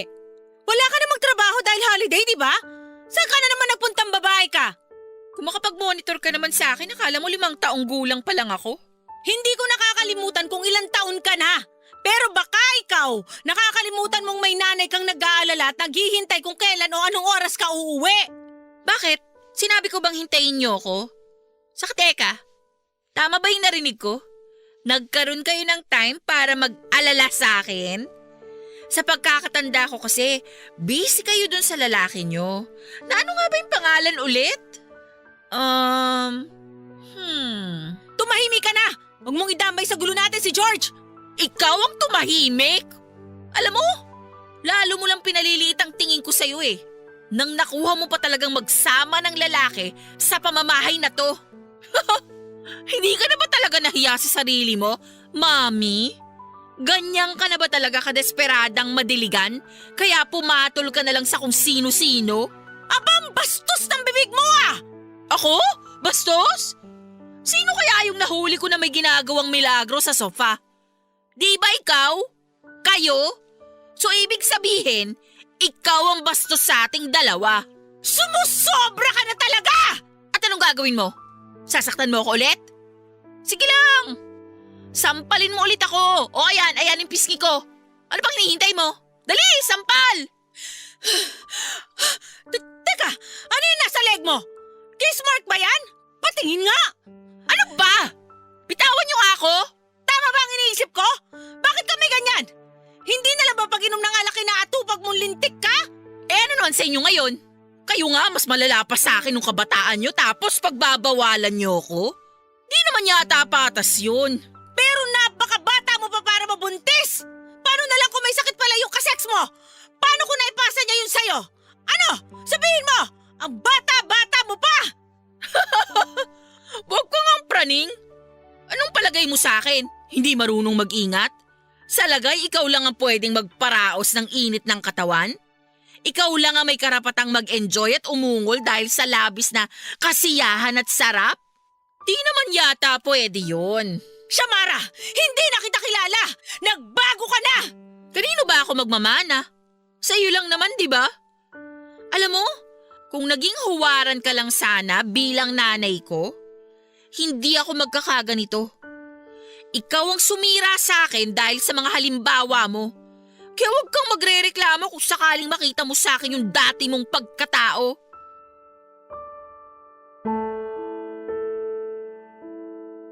Akala ko manhid na ako sa mga masasakit na salitang sinabi sa akin ng anak ko noon, pero hindi pa pala papadudot. Matapos nga ang pagsasagutan naming mag-ina, ng araw na nakitaan ko siya ng kiss mark ay tila sinampal ako ng realidad na minsan ay naging katulad din niya ako noong kabataan ko. Naging pariwara at mapusok. At bilang nanay niya ayokong tularan niya ako dahil nga sirang-sira na ang buhay ko ng mga panahong yon. Kaya nga mas lalo kong sinubukang magbagong buhay at maging mabuting huwaran para kay Shamara, Papa Dudut. At mabuti na lang dahil tinulungan ako ni George na makabawi sa anak ko. Alam ko na hindi pa huli ang lahat para lumaki siyang disente at nasa maayos na estado. Malayo sa kung anuman ang kinalakhan ko. Kaya nga gano'n na lamang ang pangaral ko sa kanya sa kabila ng hindi namin madalas na pagkakasundo. Akala ko sapat na yung effort na nilaan ko para maituwid ang landas ng anak ko. Kaya lang iba rin magbiro ang tadhana. Dahil hindi ko akalain na masisikmura ni Shamara na taluhin ako na mismong nanay niya nang maabot ng kung may ginagawa silang milagro ni George. Ang sarap mo talaga, Shamara. Yan. Gusto mo yan? Ang galing mo talaga. Yan ba ang gusto mo?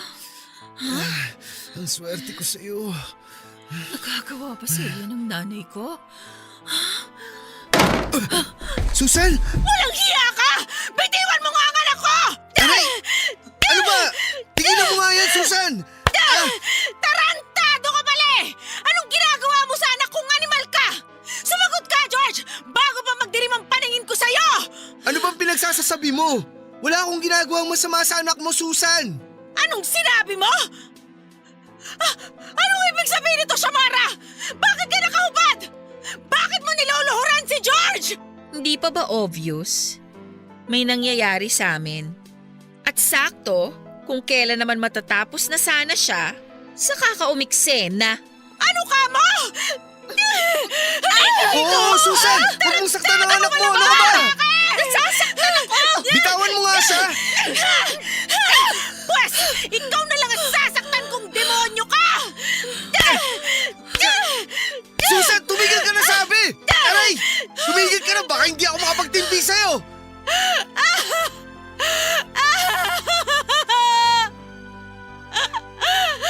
Napakasama nyo! Paano nyo nagawa sa akin ang kapabuyang to? Pinagkatiwala ko kayong pareho pero pinagtaksilan nyo ako! Hayop ka, George! Ulapong ka!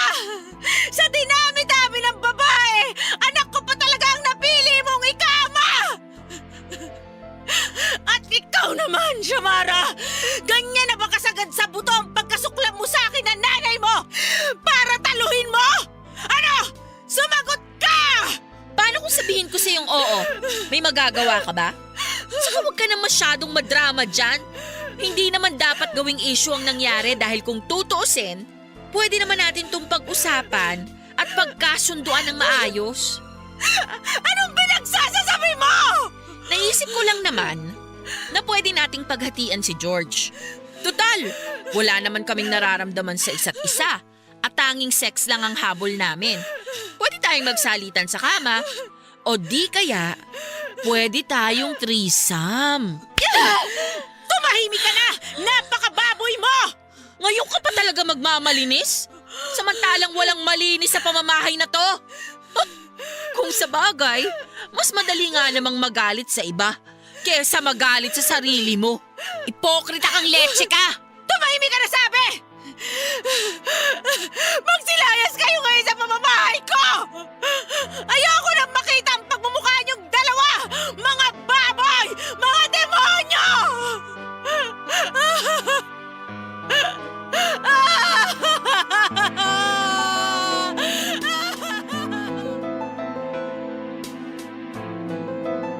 Papadudot alam ko na makasalanan akong babae sa nakaraang buhay ko. Pero pinipilit ko namang magbagong buhay ng panahong yon. Kaya lang iba rin talaga maglaro ang kapalaran. Dahil nga sa nangyari, pakiramdam ko ay pinagpira-piraso akong buhay. Pakiramdam ko ay sinaksak ako ng patalikod, ginilitan ng leeg at nilublob sa kumukulong tubig para malunod at mamatay. Sobrang sakit. Apak na apak ang pagkatao ko dahil ang gumawa pa ng ganong uri ng kataksilan ay ang mga taong pinagkakatiwalaan ko. Nang mga panahong yun ay gusto ko na lang maglaslas ng pulso o di kay magbigti dahil sa labis na kapighatiang nararamdaman ko. Yun na nga ba ang karma ko dahil sa hindi pagiging mabuting ehemplo sa anak ko? Pero biktima lang din naman ako ng pagkakataon at hindi ko naman kontrolado ang sitwasyon. Hindi ba pwedeng maabsuelto ako sa kasalanang hindi ko naman ginusto? Papadudot, yun yung paulit-ulit na tanong sa aking isip magpahanggang sa ngayon ay hindi ko pa rin mahanapan ng sagot yon. Palibhasa, sariwang-sariwa pa rin sa akin ang mga nangyari at walang gabi ang nagdaan na hindi ako umiiyak at hustong nagsisisi. Kung maaari ko lang ibalik ang kabataan ko ay pipilitin ko na lamang na maging matuwid. Siguro kasi kapag nangyari yon, hindi ako magiging masamang huwaran para sa anak ko. Pero ano pa nga bang magagawa ko ngayong nangyari na ang lahat ng ito sa buhay ko? Masakit para sa aking isipin na mas pinili ko na lamang na maghiwalay muna kami ng landas ng anak kong si Shamara matapos ko nga silang palayasin ni George. Pero umaasa pa rin ako na balang araw ay mapatawad namin ang isa't isa kahit na sa ngayon ay suntok pa rin sa buwan na mangyari yon, Papa Dudut. Marami akong mga bagay na pinagsisisihan, subalit sa kabila ng lahat, araw-araw ko rin namang pinipiling magbagong buhay. Alam kong magiging mabuti rin sa akin ang langit at sa huli ay magiging maayos din ang lahat. Papa Dudut, maraming salamat sakaling mapili ninyong itampok ang story ng buhay ko sa programa ninyo. Sana kahit papaano ay kinapulutan ito ng aral at inspirasyon ng ating mga kabarangay. Sa buhay, importante talagang magtanim tayo ng mabuting punla upang mabuting prutas din ang ating aanihin. Ang inyong forever kapuso, Susan. Kahit sinong magulang ay hindi ginusto na mapariwara o maligaw ng landas ang ating mga anak. Kaya nga karaniwan na sa atin na ituwid ang daang tinatahak nila habang sila'y musmus pa lamang. Pero minsan may mga bagay o pangyayari na hindi na natin kontrolado o wala na sa ating mga palad ang mga susunod na mga mangyayari. Magkaganon pa man, huwag pa rin tayong tumigil sa paggawa ng mabuti upang sakaling maligaw man ng landas ang ating mga anak, magsilbing liwanag naman sa kanila ang mga mabubuti nating gawa upang pamarisan at gawin nilang huwaran. Mga kabarangay, bagaman malungkot at masakit ang kwentong binahagi sa atin ni Susan, sana po ay may napulot pa rin tayo na aral sa bawat pangyayari ng kanyang buhay. May mga pangyayari po sa nakaraan na hindi na natin mababalikan pa, kaya nga dapat nakatingin na lang tayo sa kasalukuyan. Huwag na huwag tayong huminto na gawin ang mga tama dahil araw-araw ay nabibigyan naman tayo ng pagkakataon na baguhin ang ating buhay. Hanggang sa muli, ako po si Papa Dudut sa mga kwento ng pag-ibig, buhay at pag-asa dito po sa Barangay Love Stories number 1. Mga kwento ng pag-ibig, kwento ng pag-asa at mga kwento ng buhay dito sa Barangay Love Stories. Love Stories. Forever. Nagustuhan ng iyong napakinggan? Ituloy yan via live stream sa www.gmanetwork.com/radio.